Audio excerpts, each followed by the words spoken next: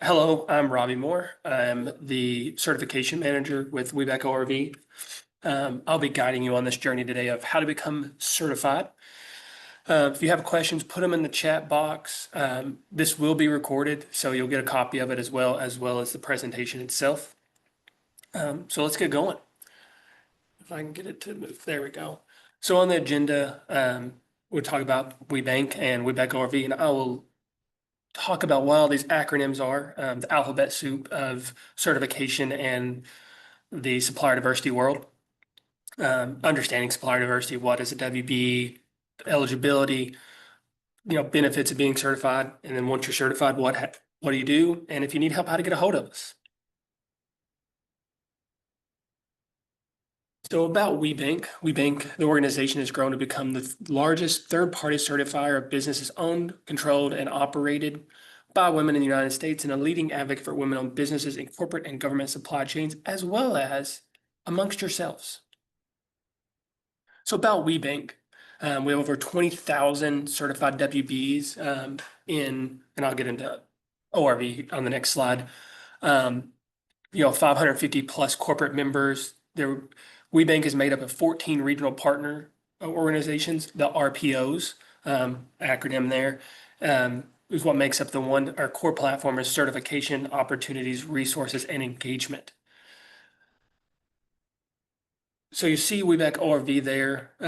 We're in, I think it's burgundy is the technical color of it. That covers Kentucky, Ohio, and West Virginia. If you're part of ORV, you are part of WBE. We are just the ones doing your paperwork and hosting your local events. If you want to go, be in Chicago for an event, you're still welcome there in the Midwest. Or no, I guess that would be GLWBC. Yeah. If you want to go out to Idaho, do business out there, you'll be part of Pacific, but you only have to get certified with us. You're still accepted there. So that's kind of how it breaks in. We have around 1,100 certified WBEs within our RPO alone, in the Kentucky, Ohio, and West Virginia footprint, and around 70 plus corporate members. That's ever growing and changing at this current moment. So we're pretty good footprint of that. And some of those local corporate members include the Hondas, Toyotas, the Messer Constructions, P&Gs, all of such, but the national include like the Amazons, Walmarts. P&G is also a national member, but yeah. Also, if you want to, feel free to introduce yourself in the chat to each other, because you never know when you'll see each other down the road and you'll want to talk and you'll be like, oh, we done the same webinar together. It's a great way to kind of get to know each other. So a little bit more about WBE ORV. ORV stands for Ohio River Valley. As an organization, we're for women business owners interested in promoting, developing, and maintaining business relationships with other women business owners, major corporations, and government agencies. Our charge is to certify women-owned businesses and to promote the activities directed at development, expansion, and encouragement of businesses owned by women or groups of women. We focus on certification, the business training and development, networking, matchmaking.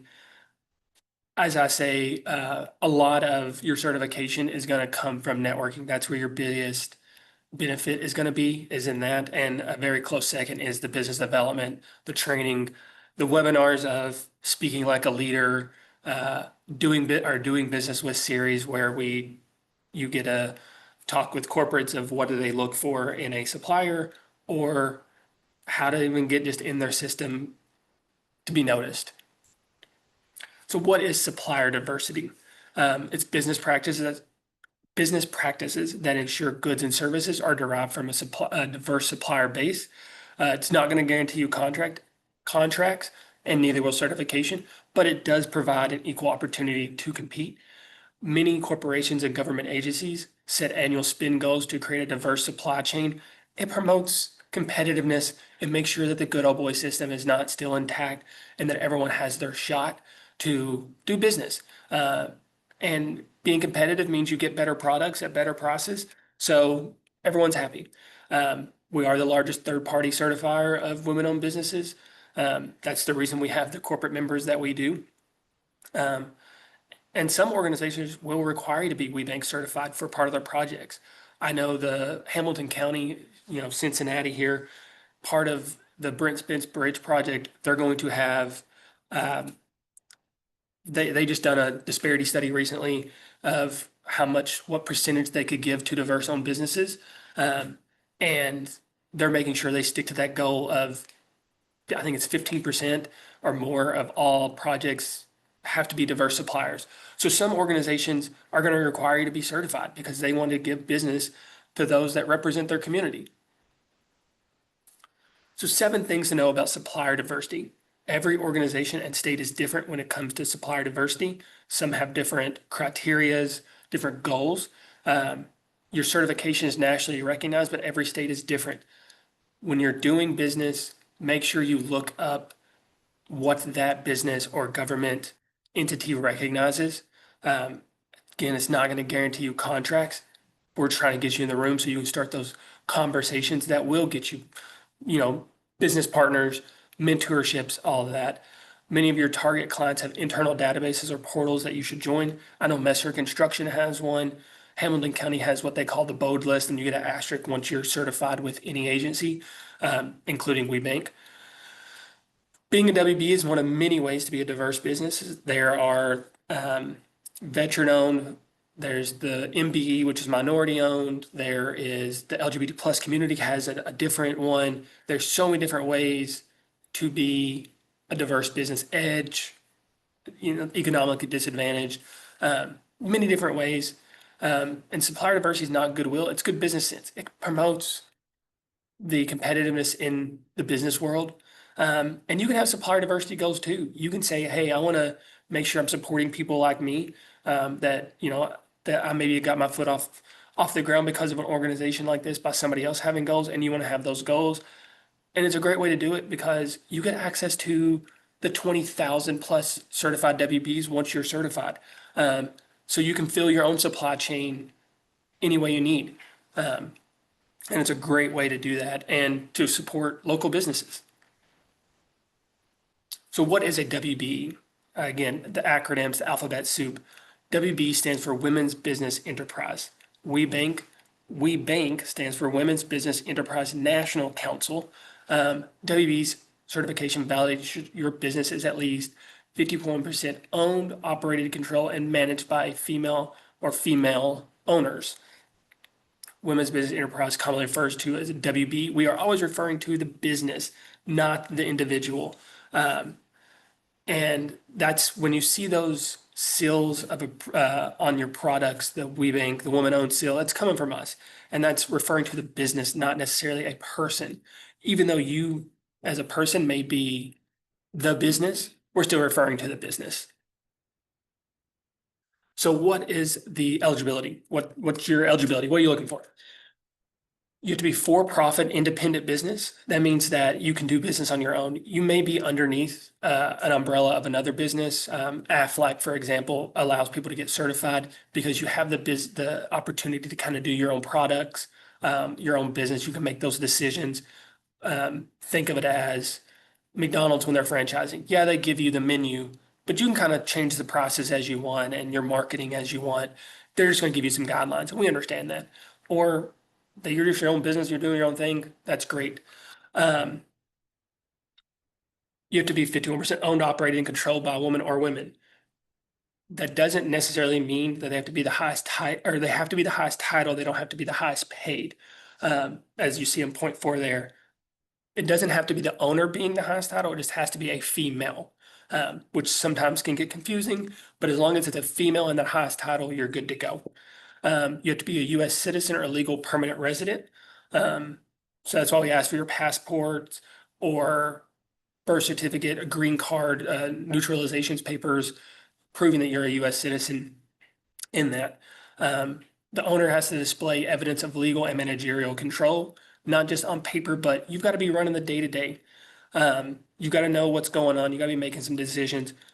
And yeah, continue to drop, chat, questions and I'll answer them as I go. Um, you know, so the We Bank WBEs, you can be a WB with the state of New York or New Jersey, I'm sorry. Um, just in order to get the seals, the logos and stuff, you have to be certified with We Bank. It, if you're certified with the state, it's only gonna be good in that state. If you're certified with like We Bank RV or We Bank, then it's going to be national. So that's a big difference is your reach. Once you're certified with us, it's national versus a state certification is only going to be for that state. So if you're ever only going to want to do business in that state, in that city, maybe WeBank is not right for you. But if you're looking to kind of grow outside of your local footprint and be a part of something larger, then yeah, we're definitely we might be the right track for you. Other eligibility, owner displays evidence of contribution of capital um, and or expertise. Um, we want to make sure you have some skin in the game that if something's going on and there's no chance that you may be uh, harmed if something happens, then you're like, oh, somebody else is going to foot the bill for that. Like you may not have as much control as you think you do because there's no weight on it for you. Um, so that's why you contributed something. Maybe it's sweat equity to start the business, um, or it's capital, or it's a purchase agreement. That's your evidence of contribution or the expertise. Your business demonstrates independence and ability to function on its own. That kind of comes back to the first point of you can be under the umbrella of somebody else, but you got to be able to make the decisions. You can't be going to someone else saying, am I allowed to do this every time? That's not really controlling your own business. That's not having independence to do your own thing. Um, and your question is, are you only in the US or globally international? So we actually have a partner organization, a sister organization called We International, We Connect. I can't remember off the top of my head that does the international aspect of it. That if you're trying to do business in Japan or China, wherever across the world, they can certify you there. We only certify US businesses and US territories, so all 50 states and Guam, Puerto Rico, the Virgin Islands, kind of covers us, but there is a national or international version. Some of those international companies that will recognize WeBank, we just can't certify international businesses. Like P&G does business across the world. So they may take your WeBank one, even though you're doing business in Singapore. So you kind of got to know that business and what they're recognizing. So there is no size, industry, or length of time in business requirements. We have certified anything from startups to people that have been in business 100 years plus to someone that's never sold a product. And that website is WeConnect. The other organization is WeConnect. In case you're curious, Devin Davis is our new uh, corporate engagement manager, I think is the official title. She just dropped it in the chat for me. Thank you so much. And then you also see there's somebody else here. Jency Smith is another staff member of ours. She's helping with our intake aspect of everything right now. She is the admin to the president. She's newer, so I haven't fully understood titles. I'm terrible at names with that aspect. So sorry if I'm wrong, Jency, of your official title. I just know she's helping with us with intake and doing an amazing job right now. But on that businesses, you can be $1 billion company and still get certified. There are some very large companies that are certified doing business, but they have their own supplier diversity goals as well as they're trying to get business as well, just as you. Their scale is. And I will get to how long the cert takes our processing time here in just a few slides. So I don't want to skip ahead just yet. But I do see your question. What is a WOSB and the 2025 updates? WOSB is the Women-Owned Small Business. We partner with the SBA to offer this. It's part of the federal contracting program. There's two ways right now to get certified, and you can add it to your application at no extra cost. And that's like one of the first questions on the application is, do you want to be considered for WOSB certification? If you want to do business with the government, that's what you're going to need. So you go ahead and select yes. If you never want to do business with any government agency, hit no. You're not going to hurt my feelings or anything. Um, if you hit yes and then you decide, actually, I don't want to do this, we can remove it later. We cannot add it on it. Um, you will need to do a sam.gov registration, and we're looking for the unique unique entity identifier, UEI. Code is the what we're looking for on that, and showing that you have active status. Sam.gov is free. If you are on something that says you need to pay, you are on the wrong site. Cannot emphasize that enough because there are people out there that want to take advantage of you, or maybe, but also like they'll help you through the process. So if you want to pay somebody else to kind of like help you through that process, go for it. Sam.gov registration is free. So some of the eligibility, you can also apply directly through the SBA to get certified. But for the WOSB, our criteria, you have to meet the WBE certification because that's where a good, huge chunk of our questions come from for the WOSB is through the WB certification. You have to meet an approved NAICS, or I call it NICS codes, an SBA size standard. If you don't know what that is, if you Google NAICS code size standard, SBA size standards, there's a PDF form that's like 500 pages long. You go to you can control F and match your business code from your taxes. It's usually on your Schedule C 1120S. It's called business code. That's what you're looking at. And you're going to match it with that PDF document. They consider small businesses what I would consider pretty large. I've seen people that are in the hundreds of millions because then it's based on employees, not necessarily gross receipts. Most of it's gross receipts, and $50 million is still considered small to them. I consider that a pretty good sized business personally. So you may be meeting the criteria even if you don't think you do. So that's why I say double checking on that. You must devote a minimum of 30 hours per week to the business.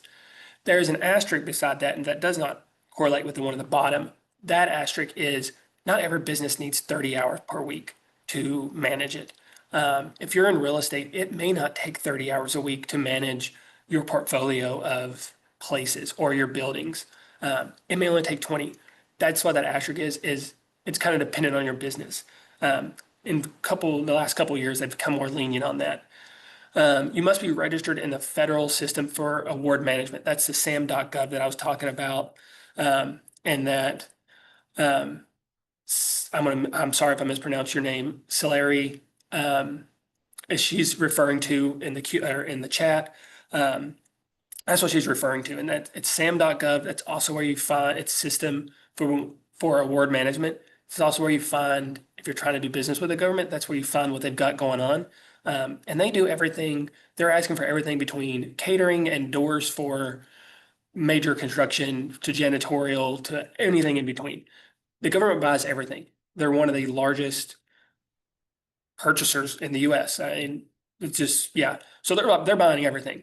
So don't sell yourself short, but also check it out and see if like, is it something that's worth going after? Because they do pay a little slow, but they do pay well. So you got pros and cons there.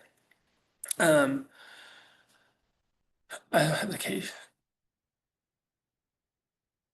So I will say on the SAM, if you're gonna add the WOSB to your certification and you're waiting for something to activate, go ahead and hit yes on the application.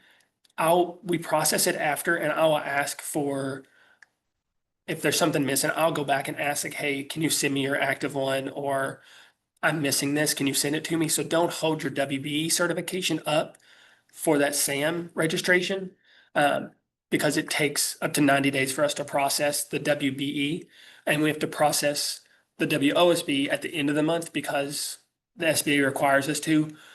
So we have a little more time on that one. But yeah, and I'll dive more into the WBE timeframes here in a minute. Is certification right for me? What is your product and who's your services or your product services? Who's your target?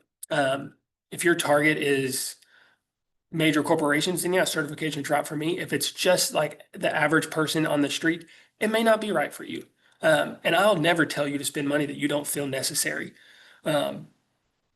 So that's, kind of to determine that. can you provide the quality service and a product on large contracts? If you're looking to do business with the Krogers of the world, um, and you're still stuffing chili at your kitchen table, and they're going to need 500, cases of chili within a week, it may not be right to go after Kroger just yet. But if you're ready to manufacture and do thousands of cases on a drop of a hat, you're ready to go. So just kind of understand the level that you're ready to be at, and if you can scale at that rate if you need to. Um, if that's your target, if your target to do business with each other and just to kind of network, then yeah, you might not need to worry about being able to stuff chili chili cans at that high rate. Another question: are you willing to share the details of your business, the legal documents, the federal tax documents? We're going to ask for a whole slew of things. I think it's around 26 documents that we ask for, um, depending on your legal structure. Could be more, could be less, but it's about 26 on average. That includes your W-2s, your business taxes, your even your resume. We're going to ask for a lot of things. Everything's encrypted and secure. And again, I'll hit that later. I get ahead of myself. I get excited about this stuff. Um, are you clear that WB certification is a marketing tool and does not guarantee contracts? We're getting you in the rooms with people. We're teaching you things here and there to kind of help you grow your business, help you market your business, whatever. Maybe it's growing you as a person. It's the speak like a leader. It's how to pitch your business.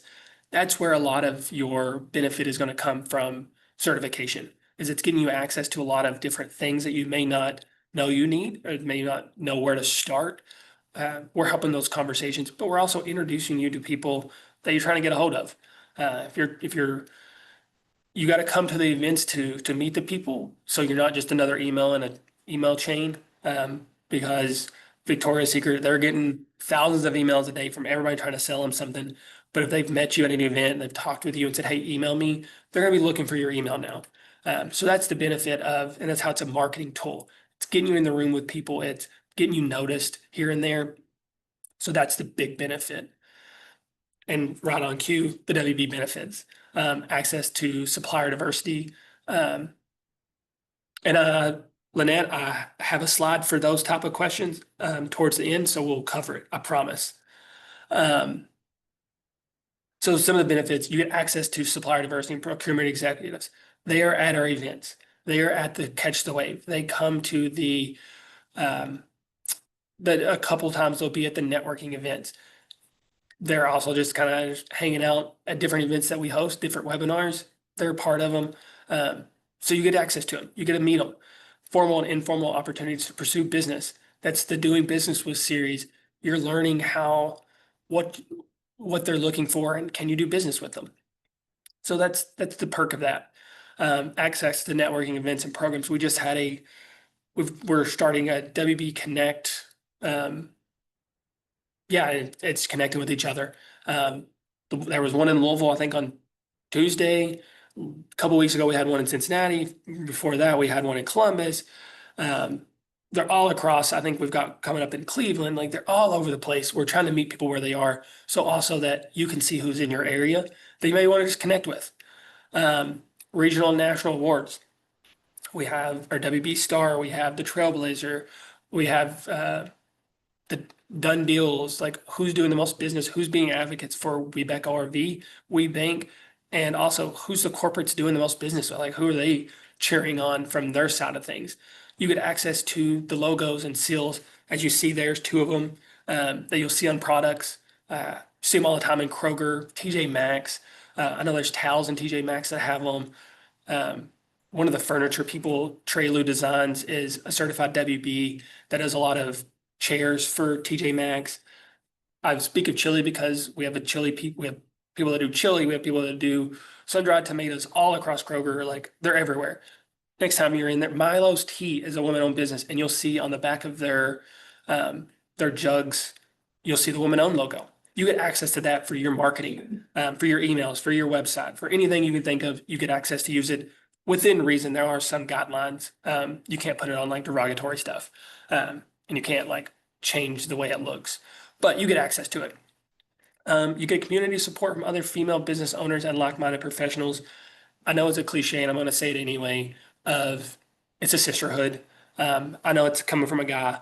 I'm a he's for she's. I'm an advocate. But you get access to so many like-minded individuals that are going through the same things that you are, that maybe have hit the same snag you have in business of trying to grow and you can't get over a milestone. They hit that same snag. You get to talk with them of what did you do? How did you get in contact with this person, or how did you grow? How I watched it live, or I didn't watch. On the bus ride between an event at Catch the Wave, one WBE asked another one, "How do you pitch your business?" And she taught her how to pitch, do her 60-second pitch on a bus ride between the hotel and an event. And then she watched her the rest of the day talking with so many different people, pitching her business, those 60-second pitches. Was never worried about, oh, she's going to take business from me or anything like that, because they're there to help each other. You're there to help you. And it's so organic. It's so amazing to watch. It's so positive, to be at some events and see that, and you get access to those. One of my favorite is I kept seeing these two women always together, and I was like, "Did you know each other prior to here?" And they're like, "We're in your sorority or something together." And they're like, "No, we went to an event together and became best friends." One's in Cincinnati, one's in Lexington, but they always go to events together now. No matter where they are, you see them together. They just became friends, and sometimes it's that, and then they can bounce ideas off each other as they're growing. So it's huge benefit there. So application process. The entire process takes about 3 to 4 months. 90 days is WeBank's policy on that. Depending on the complexity of your business, is kind of sometimes why it takes a little longer, is we have to do a deeper dive. Recertification is annual. So the steps is determine if you're eligible. You're going to compile required documents, and there's a slide coming up about what those documents are in a couple slides here. And we, and I'll give you access to it. I call it a little cheat sheet, I call it. That gives you an explanation of everything. You're going to complete the application online, and that is when that timer starts. Is once we receive it and we've started and we send you the notification, I'm like, hey, we've received your application and we have everything we need. That's when that timer starts. Then we do an intake review, we do a staff review, we do a committee review, site visits, all of that stuff. And we do a review of everything to make sure you are eligible, that you meet all the requirements, that, once we do all that full review, and then we give you your determination. Everything looks good, you're in. If not, then we'll say, hey, here's what the issues are, whether it's in your legal documents, whether it was an expertise question during the site visit, that's something that's kind of like didn't sit right, that there was maybe a male that was very dominant in the conversation. Not that he was a part of it, because the site visit is just with the female owner or owners. You will have to determine if you're eligible before. So look at your legal documents saying that it is female owned, operated, controlled. We're in the certification business, but we will deny. We don't do it often, but we do, because we want to make sure that our certification does hold the weight that it does. It is a very complex review on our end. That fee that you pay, that I'll talk about here in just a second, it's an application fee, not a certification fee. But if you're looking at your legal documents stating that there's no way that a male can stop control, there's no way that anybody can backdoor take away female control, you're going to be eligible, unless it comes down to an expertise and somebody else is guiding you that is not a female. The eligibility is 51% owned, operated, and controlled and managed by a female or females, because we're certifying that you're a women-owned business. So that's really the 4 questions you want to ask yourself while you're looking at your documents. Do they support that? Once the site visit is complete, allow us 30 days for notification regarding the final decision, because we go back through it thoroughly to make sure we didn't miss anything. And then we have to submit it to our president for final approval, saying, yep, they're certified, or hey, we need a further review, and then that can kind of, add on. So schedule that site visit as early as you can once they reach out. So that kind of keep everything moving along a lot better. The cost to apply, it's a non-refundable processing fee. So I will get into the site visits a little later on, not that much later on because we're about halfway through this. Um, but it's towards the end, there is the question about site visits and if they're virtual. Most site visits are virtual. So the processing fee is based on your gross receipts from your federal taxes. If you're under 1 million in the gross receipts, it's $350. 1 to 5 is 500, and you can see so on and so upward. I hope that your certification fees or your processing fee grows because that means your business is growing. We're a nonprofit. I'm not going to see another dime of it.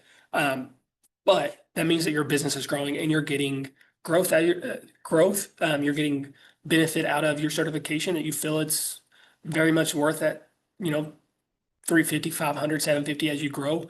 You're like, yeah, absolutely. It's worth it every single year.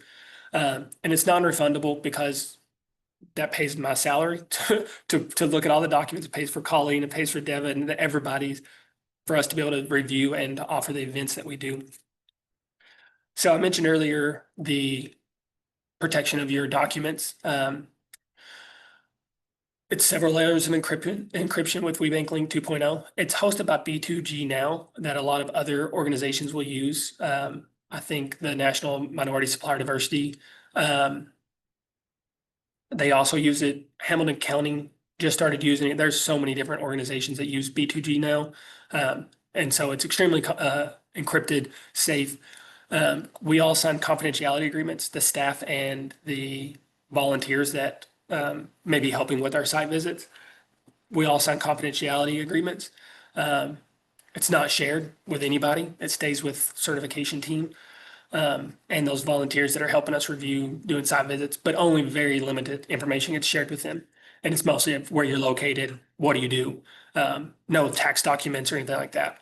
No documents or records are kept in hard copy. I think that was about 5 or 6 years ago that they moved everything digital, that we shredded anything hard copy.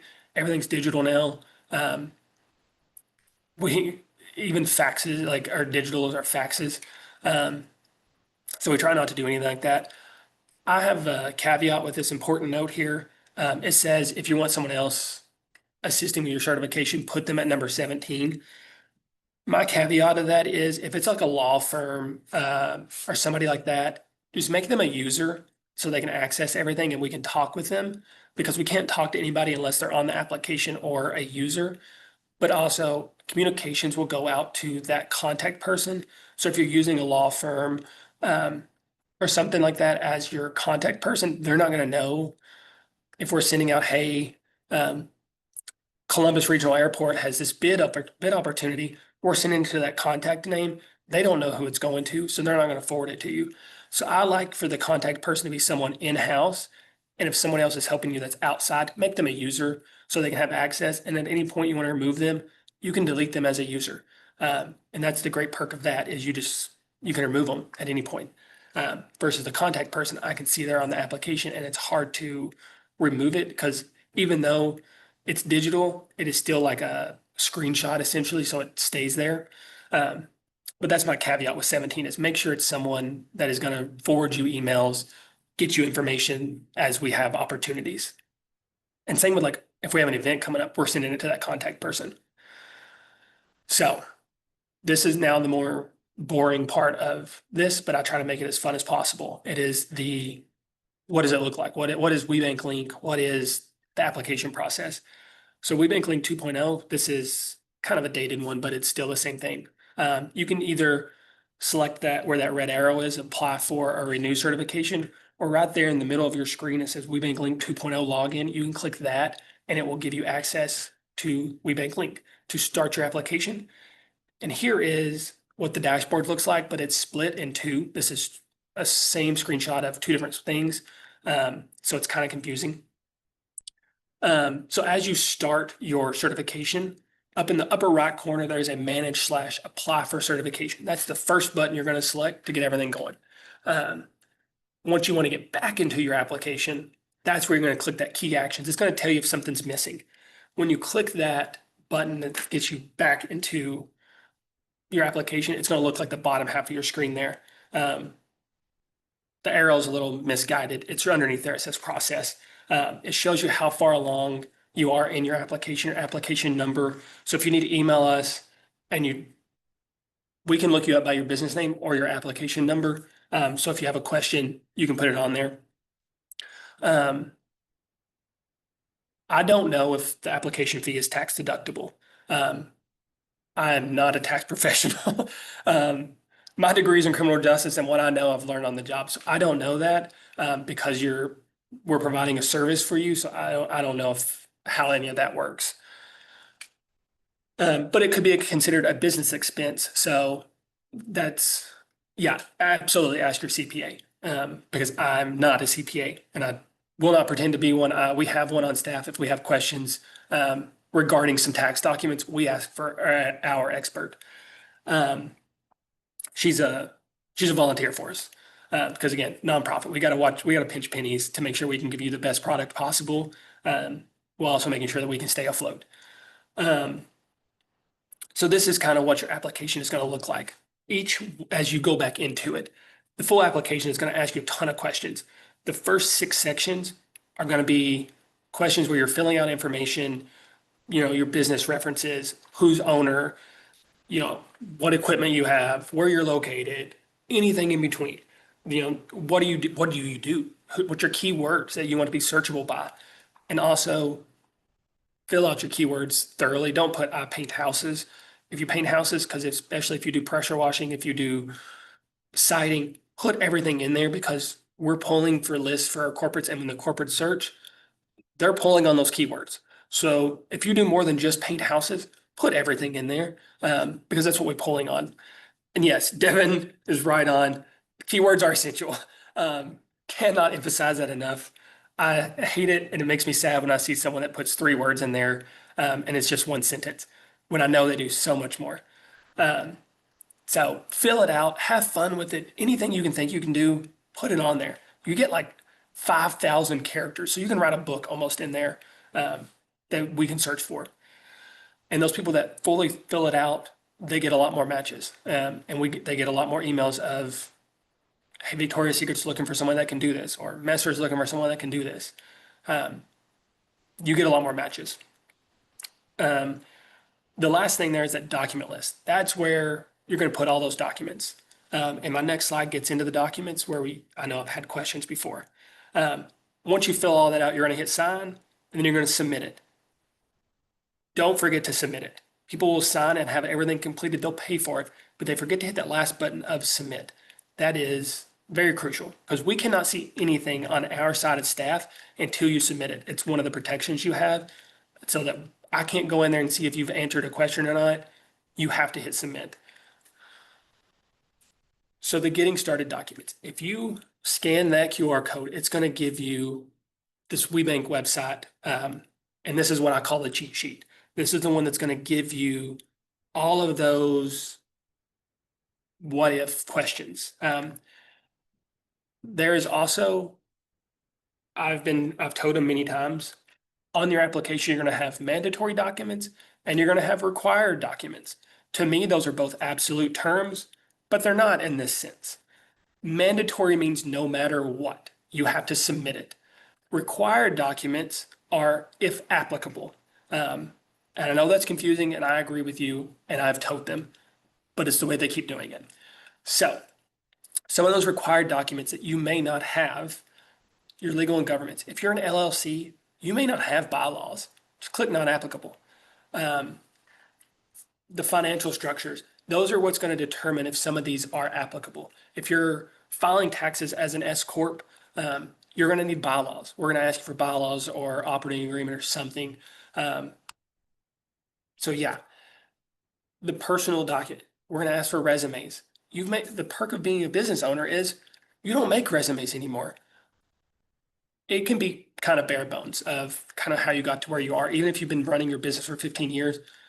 But hey, I've been a milk farmer for 15 years, and I milk the cows. I market the cow. Like I do all of that.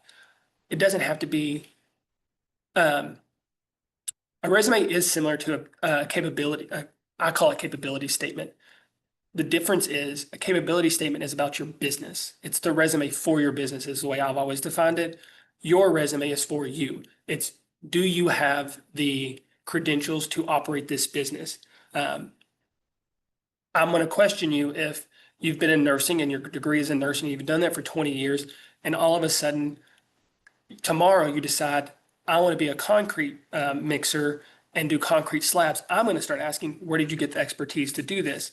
If your resume says you've only done nursing, that's a red flag for me, especially if we find out that your husband does concrete. Now, if you've been in banking and you were a loan manager and all of a sudden now you're in some form of another business that does banking or does business management development, um, then I can see that overlap of like, yeah, I can see how that can play in. Do you have to be registered as an LLC or corporation, or can you be a DBA? So the DBA is actually just what you're doing business as. You have already have registered as an LLC, a corporation, a sole proprietor. The DBA is an extra document actually, saying, say Devin Davis is a CPA, but her law firm is, you know, Devin Davis CPA at ORV. She would be doing business as, and she makes her business name the Posh Pickler CPAs. Um, she would have a DBA certificate showing that she's Devin Davis, Webeck ORV LLC, doing business as Posh Pickler um, CPA. So that's what the DBA is. It's showing what the public is going to know you as. Um, you would have to have you would have to have some form of registration showing what your business name is. And it could be the same name.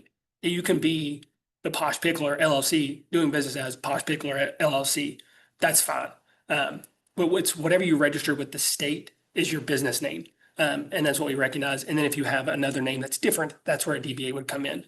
Um, so it's whatever you registered with the state as. That's what you're, I think, referring to as a DBA. Is that. Some questions earlier about brand new businesses. If you don't have personal taxes, or if you don't have business taxes, what do you do? Um, this is where all those tricky documents come in. All governance and eligibility documents. Send me too much information. Let me tell you what I don't need instead of me having or Jincy having to go back and forth saying, hey, we need this document, you didn't submit it, and all that. So if you may not have an operating agreement as an LLC, that's fine. Just know that the SBA requires you to have an operating agreement to get the WOSB certification. So maybe something to look at. Contribution of capital. Not everything is financial. You may have put in 40 hours of sweat equity to get your website up and running because there's not really a physical product. You're in marketing maybe. And you've just spent a ton of time on your computer getting your business up, doing your website, getting your portfolio together. That's sweat equity. You're just going to make a statement, a Word document, save it as a PDF, because we cannot open pages that come from MacBooks. I have a Dell, so it won't let me open the pages document. Save everything as a PDF. It's going to save all of us a lot of trouble because I'm not going to have to go back to you and say, hey, I can't open this. The 3 years of federal tax returns. If you don't have 3 years of federal tax returns for your business, we need personal taxes, the most recent year of personal taxes, the first 4 pages of it. In recent years, we had to do year for year, but say you just started your business in the second half of 2024, so you didn't really file taxes or for 2024 for that business, you're not going to have them. Give us your personal taxes for 2024, the first 4 pages, and you can redact personal information, social security numbers, bank information. Feel free to do that. But also, we talked earlier, it's super safe and encrypted, and all of that. So, and say you do have business taxes for 2024, but not 2023. Give me your 2023 personal taxes. We don't need 3 years of personal taxes due to recent changes. But just if you're missing a year or years of business taxes from the 3 most recent years, wherever that drop off is, just send your personal taxes in for that year, and we know not to look any further back because it's going to be the same thing. Balance sheet, profit loss statements. It's okay if you have a lot of zeros. There's startup businesses all the time that gets decide I'm going to start a business in January, and then come February, March, they're like, I want to get certified because I met somebody and they said it's beneficial. Their profit losses and balance sheets are going to have a lot of zeros, and that's okay. We still have to have a document. And if you don't know where to find one, Microsoft has, I literally sent it to yesterday, someone for the balance sheet. Microsoft has templates for free. Um, Pinterest has them. Like, you can find all kinds of free profit loss and balance sheets that work, that are perfectly organized. And it's okay if they have zeros. Um, Other things that may not apply, W-2s. LLCs cannot file W-2s. It's a legal thing. Um, you may be the only employee at your company. You may not have payroll because again, you're just not up there. You're an LLC and it's just you. You're going to click not apply. And if it forces you, because it might be a mandatory document, submit a document that says, I like not to receive a W-2, or I am the sole employee, or we don't do payroll. Your lease agreements, you may own your building. You may just say, I don't have it. Like, this doesn't apply. You don't have to do that for every document. So please do not send 40 documents for everything that you don't have. Just hit the not applicable button if it lets you. And that's where those required documents, those are the ones you can hit not applicable on. The mandatory one, they're going to make you upload something. It says send a statement as a Word document explaining why it doesn't apply. Save it as a PDF, because if you're on a Mac, it's going to save it as pages and I can't open it. So that's why I highly, highly, highly recommend saving it as a PDF. That is a universal language amongst all of our computers, that allows us to open it. Because I will have to say, hey, can't open it. I got to send it back. So some insider tips for quick and easy certification. One, you got to create your profile in WeBank Link. Point blank. I mean, that's where we all start.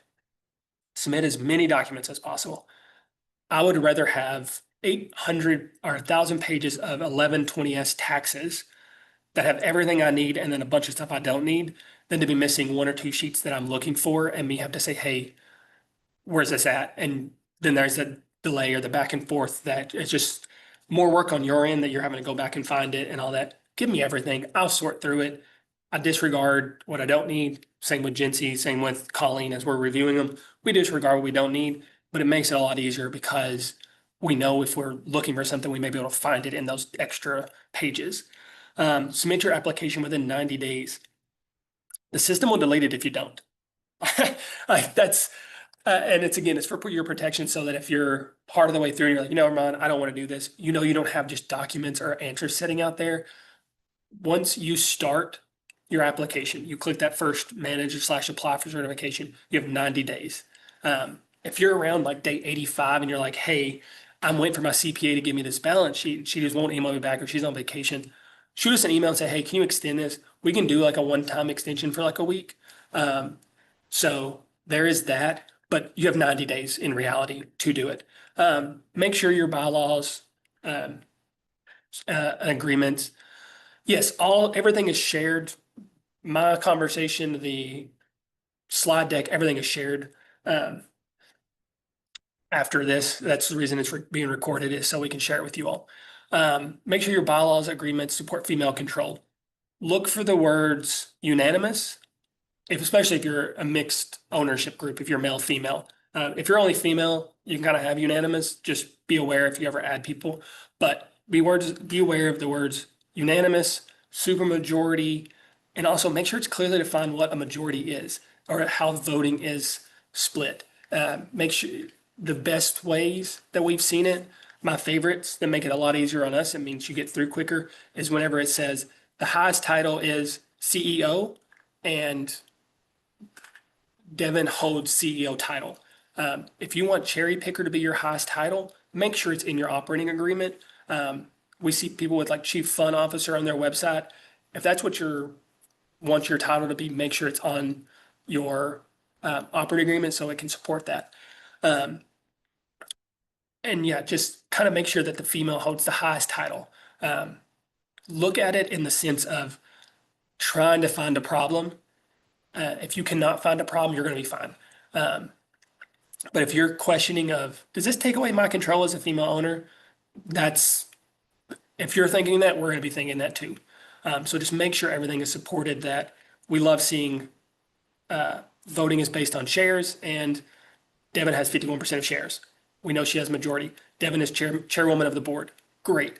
If that's the highest title, or she's chairwoman of the board and CEO, and those are your two highest titles to find. You've saved us a ton of work and heartache and brain power, and you're going to kind of get through a little easier. Um, if someone else is doing this for you, have the female owner review everything before signing and submitting. Make sure that she's aware of it. And if you're watching this for your own owner, make sure she's reviewing it, because she's the one who has to sign everything to submit it. So make sure she reviews it with you. Pay the processing fee by credit card. That's so we can process it immediately. If you pay by check, we have to wait for it to clear the bank before we're allowed to start processing. Whitelist the email. Some of these go to my spam inbox. Yeah, debit card works fine because it's going to come through as a credit card. Some of these go through my spam until I started whitelisting it, and my email is at webecorv.org. So whitelist it, because it will sometimes flag it as spam, and that's where we're going to be sending the questions that we may have in number 8 there of being responded in a timely manner. They're all going to come from WeBank Link. If we're not getting a response, we may reach out to you by email and say, hey, we're about to close your application because you're not responding. But if you whitelist it, you're going to find those emails are going to be in your correct inbox. Be flexible when it comes to your site visit. And I'm going to talk a lot about the site visits on the next tab. But just be flexible. We use volunteers as well as staff to make sure that those can take place in a timely manner. There are also some business owners or corporate members themselves, so they're busy. So the more flexible that you are, the quicker you can get scheduled and the quicker we can get that part taken care of. And remember, the process takes 3 to 4 months. 90 days is WeBank policy. So if you've not heard anything in 60 days, you've not even gotten hey, if you're at 80 days and you've not even heard anything about a site visit, shoot us an email. Hey, it's been 80 days since I got the acceptance email. Can I get an update? I'll gladly tell you, if you're at 80 days, what's going on. But if you're at 12 days and you're saying, hey, what's going on? Every email we answer pulls us away from being able to review. So just kind of understand that it's going to take us time, and there's 3 of us working on it. So we go as fast as we can. We get around 1,200 applications a year between the 3 of us. Site visits. I know this was a question earlier. Are they virtual? Why would I have to do one in person? Things like that. 95% of our site visits are virtual. Recent ones are all virtual, unless something comes up. So you may get an email from someone at a random company saying, hey, I've been assigned to schedule your site visit, or you may get it. Some people use volunteer emails. Respond to those people. And if you're curious and you're not sure, shoot me an email and say, hey, is this person real? And I'll tell you, yeah, that's one of our volunteers. You can respond to that email, or no, block them, report them, and it lets us know that someone's impersonating. Never had that issue before. But yeah, if you're curious and you're like, hey, so-and-so emailed me, is this okay? I'll gladly tell you if they are or not one of our volunteers. But they're donating their time, so kind of be nice to them. They're doing it around their schedules. A lot of them, like I said, are business owners. Some of them are corporate members that are helping us out. And that's how we can process it in 90 days with only 3 full-time staff members, is because of our volunteers. They don't have access to your file. They don't know the status of your decision. Don't email them asking for it. Send that in a support ticket. Send it to us in an email. We prefer support tickets, because then if someone's on vacation, I can still see it if it's going to Colleen, and I can answer. They don't have access to your file, so they don't know your tax information. They don't know how big your business is until you tell them during the site visit. And the site visit is kind of just going over your application again. It's reiterating that you know your business, that you have control. It's getting a few extra details about things. If you are who you say you are and you're running your business, it is the most fun part of the application process, because you're getting to talk to somebody about certification, about WeBank, about ORV, what you're excited about, and about your business. Every volunteer I know loves doing them because they get to learn and they get to meet people and network. And it's kind of like your first touch point into the ORV besides staff members. So it's a lot of fun. They're all virtual, except if you're in distribution, manufacturing, if you share a space with a business that's not a WB, or if something dings on staff and we're like, hey, we should do this one in person. Sometimes we do it at random because we've got a person we're training. Um, and don't worry that this is RV. This is a national webinar that they give us. So it's the same thing as New Jersey. So you're good to go. That's why I keep saying like we bank. But um, staff may say, hey, we've got a new person coming on that we're trying to train. Do you mind if we do this in person? Because they've never seen one and we need them to do one in Cleveland and we're in Cincinnati and they're gonna be up there traveling. So you might get random in person, but we don't do it often. If you're a home-based business, we're not gonna come to your home and set your kitchen table and do these. They used to be pre-COVID, but we realized a much better use of our time is doing them virtually. Um, so if you have an office, so if you're a home office, where you may be at, they're going to ask, hey, can you show me around your home office space? Make sure you have your printer, your filing cabinet, or whatever. If you're just at a kitchen table, I'm not going to ask you for a kitchen, a tour of your kitchen unless you just want to show me new countertops. I'm not going to ask to do anything like that, and neither will the volunteers.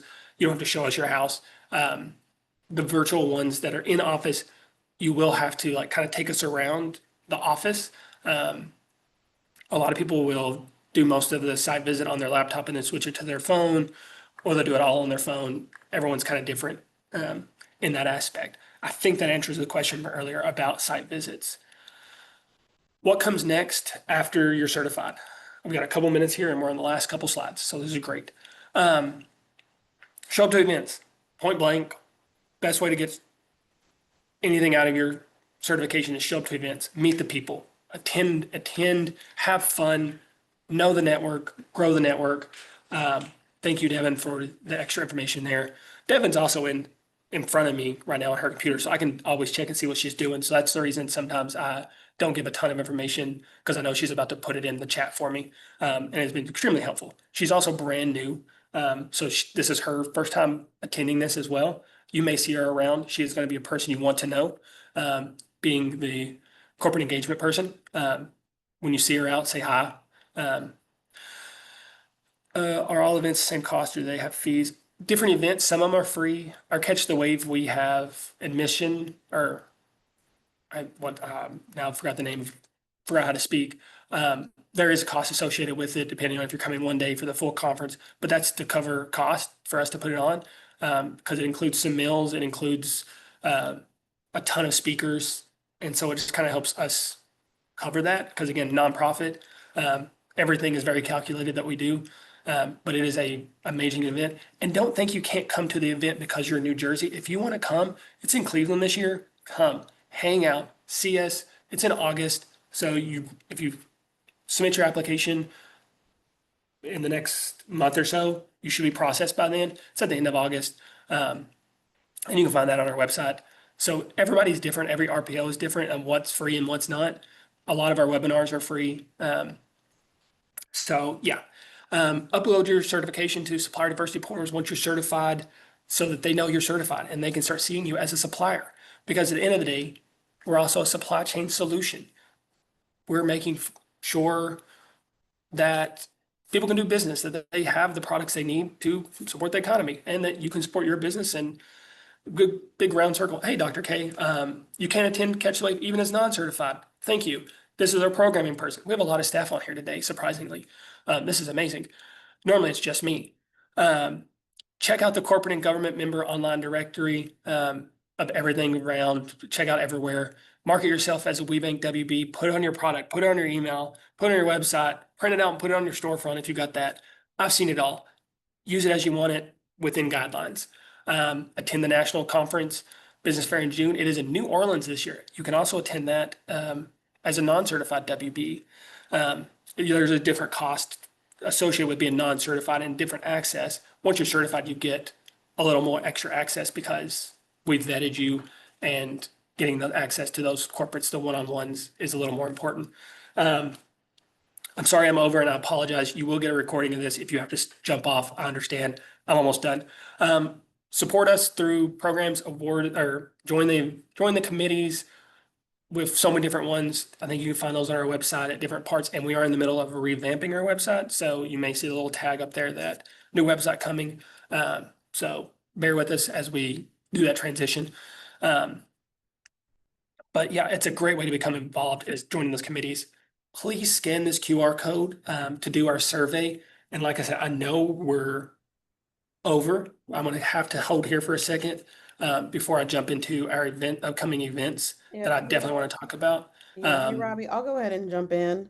oh, Yeah, I'll go ahead and jump in to wrap up those last two slides we have here. So, if you can actually go back for that QR code, though, if you are on your phone, or don't have the capabilities right now to scan that, don't worry, because when we send that recording out, you will get a link to the survey as well. So you can either fill it out now, or you can fill it out when you get when you get that survey link, in just a couple of days. And then while you're filling that out, I'll go ahead and go through just a few of some of our upcoming events. As we've kind of talked about, there are some things that are only open to our certified WBEs. So Robbie talked about like our doing business sessions that we have. You'll see there's one with the City of Columbus, there's one with Houchins Insurance Group. Those are things that are only offered to our certified WBEs.